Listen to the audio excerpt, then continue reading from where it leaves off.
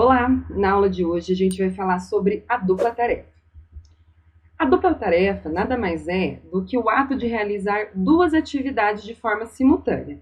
Ou seja, a gente realiza uma atividade primária, na qual a gente concentra a nossa maior atenção, e a segunda atividade ela é realizada de forma automática.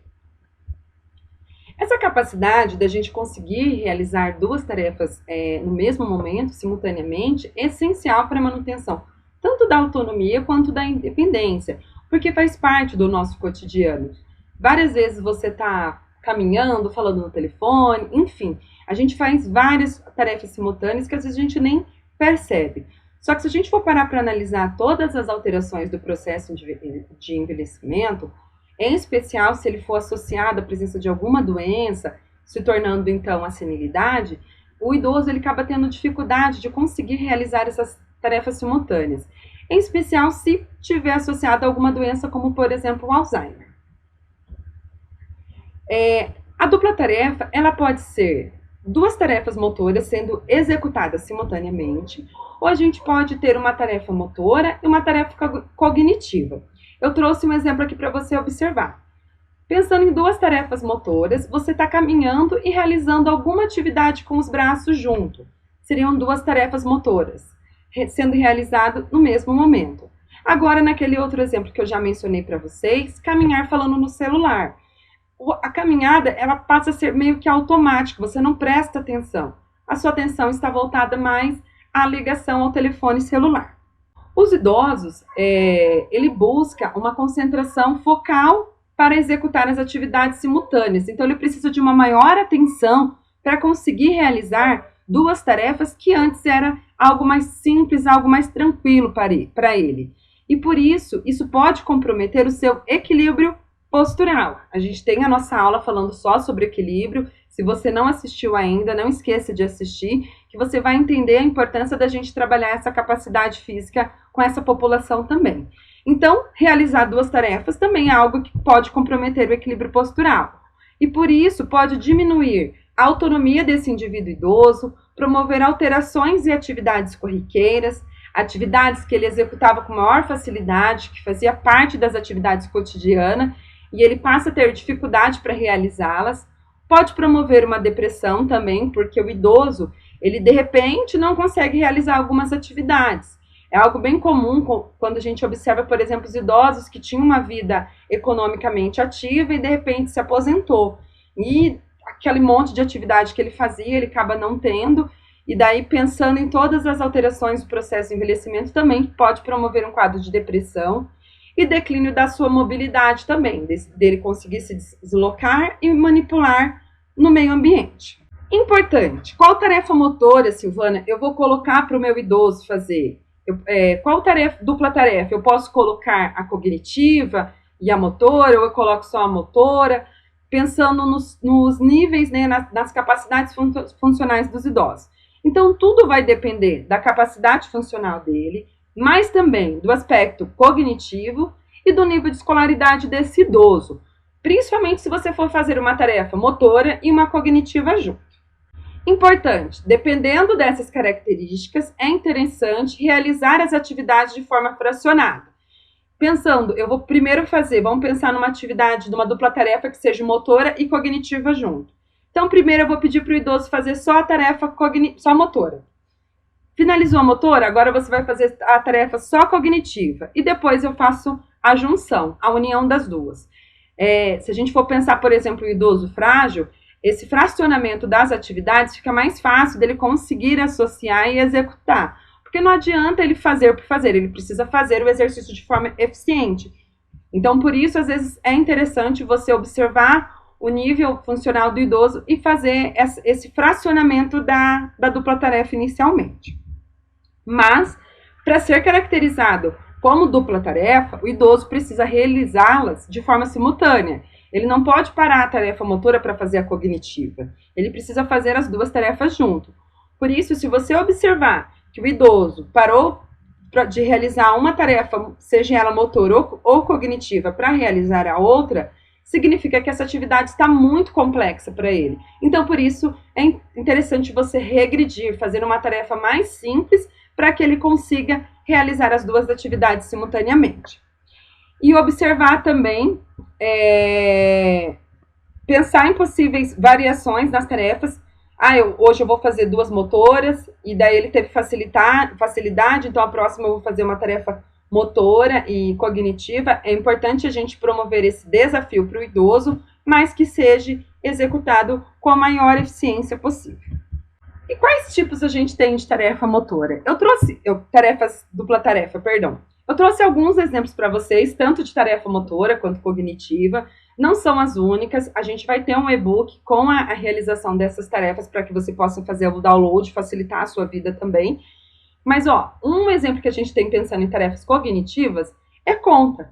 Então, o idoso está lá fazendo um deslocamento, por exemplo, frontal e posterior, movimentando para frente e para trás, numa escada de agilidade, e você está pedindo para ele fazer uma conta. 2, mais 2, mais 2, mais 2. Então, você vai estar desafiando o idoso fazer um movimento, a tarefa motora junto com a cognitiva.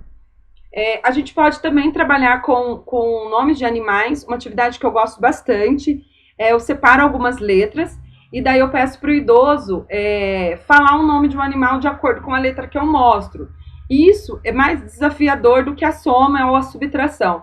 Porque a partir do momento que eu falo 2 mais 2 mais 2, o idoso, o aspecto cognitivo dele já vai, antes de eu perguntar, já vai se preparando para responder, porque ele já sabe que vai ser mais 2, mais 2. Então ele já meio que trabalha, vai se tornando algo um pouco que automático. Quando eu faço algo mais desafiador, no sentido ele não sabe a letra que eu vou demonstrar para ele, e além disso ele vai ter que pensar no nome de um animal, ou pensando aqui nos exemplos posteriores, no nome de um país, estado ou município, isso é algo mais desafiador para o idoso. Então eu posso estar fazendo essa atividade também. Posso colocar esses elementos, essas letras no chão, e cada vez que ele passa por uma, eu falo fruta, daí ele vai ter que falar uma fruta com aquele nome. Animal, aí ele vai ter que falar um animal com aquela letra. Então, facilita, dificulta, na verdade, mais para o idoso trabalhar o aspecto cognitivo. E a gente pode trabalhar também com essas faixinhas de cores. Como que ela funciona? Eu escrevi ali a palavra vermelho, mas eu escrevi na cor azul. E escrevi a palavra preto, mas eu escrevi na cor rosa. Então, a ideia é você mostrar esses desenhos para o idoso, essas palavras para ele, mas ele tem que falar a cor que foi pintada e não a cor que foi escrita. Então, ele vai ter que falar azul e rosa, ao invés de vermelho e preto. E é difícil, porque até você associar isso, acaba trabalhando o aspecto cognitivo do idoso também. Mas lembre-se, para ser dupla tarefa, ele tem que estar fazendo uma atividade motora junto. E quais seriam essas atividades motoras que a gente pode realizar? Trouxe alguns exemplos para vocês também.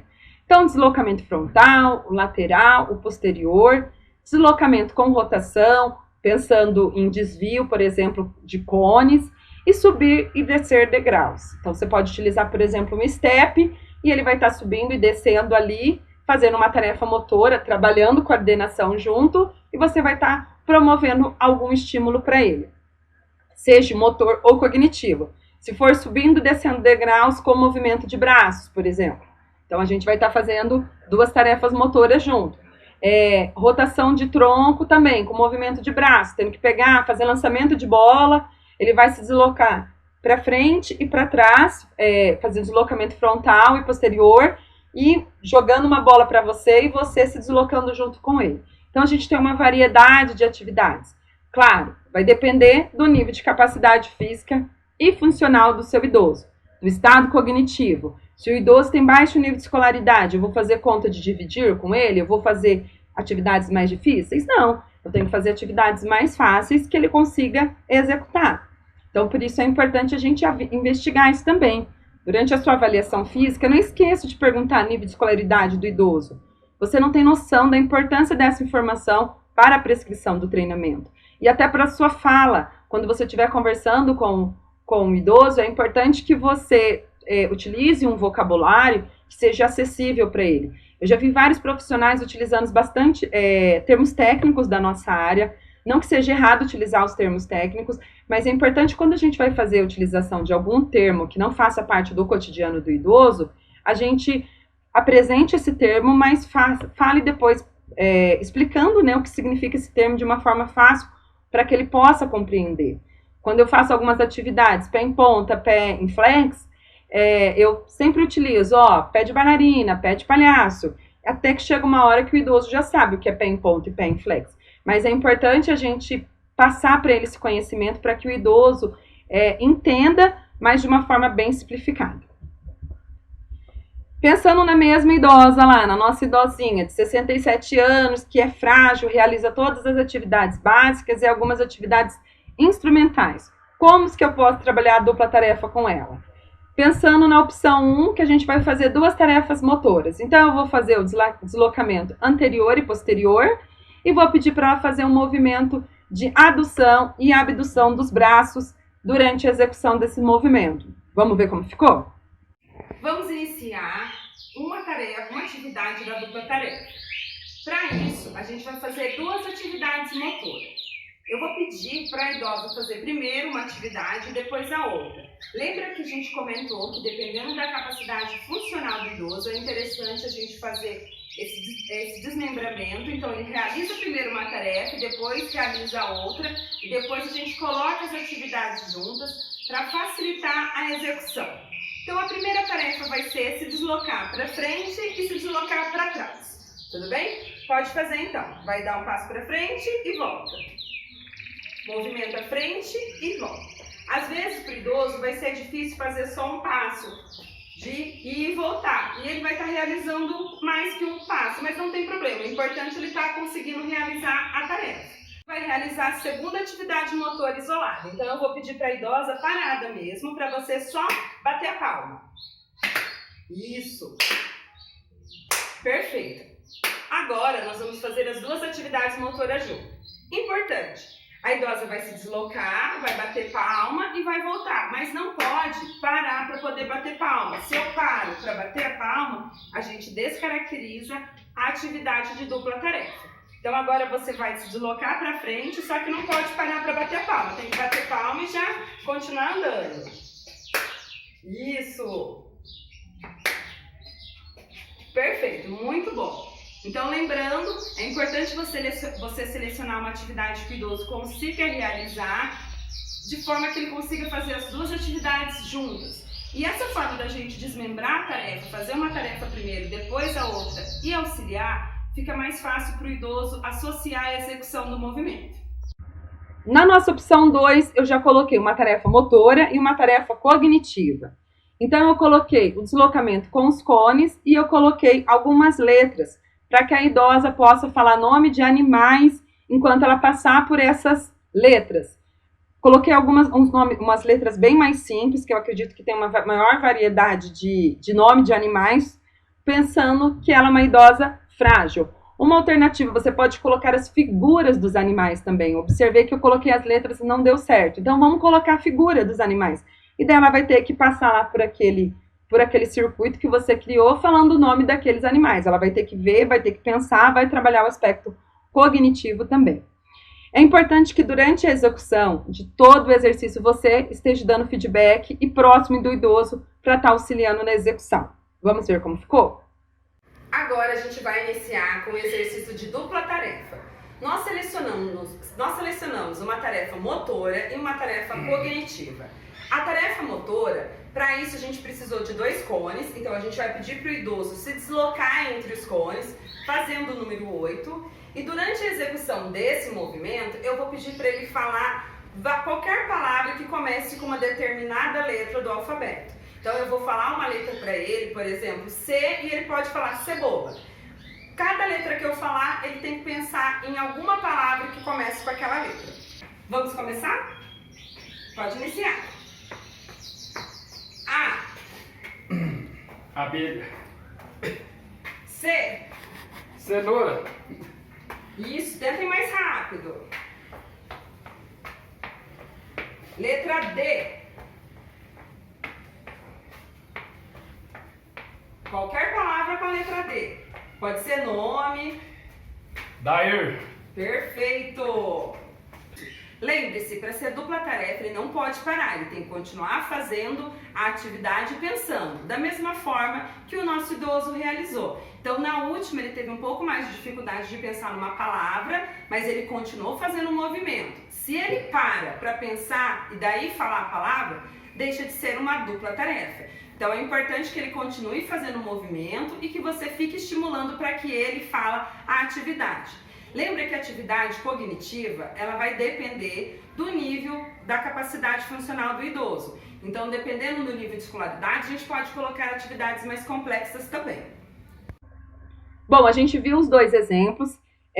Da mesma forma, quando a gente pensa em qualquer outra capacidade física, se eu for trabalhar isso com um grupo, eu estou trabalhando com 5, com 10 idosos com treinamento funcional. Silvana, como que eu vou fazer esse aspecto? Como que eu vou trabalhar a dupla tarefa? Então, a gente vai avaliar o nível da capacidade funcional do idoso, eu vou avaliar o nível de escolaridade dele, eu vou pensar em todos os aspectos que podem interferir durante a execução da minha aula.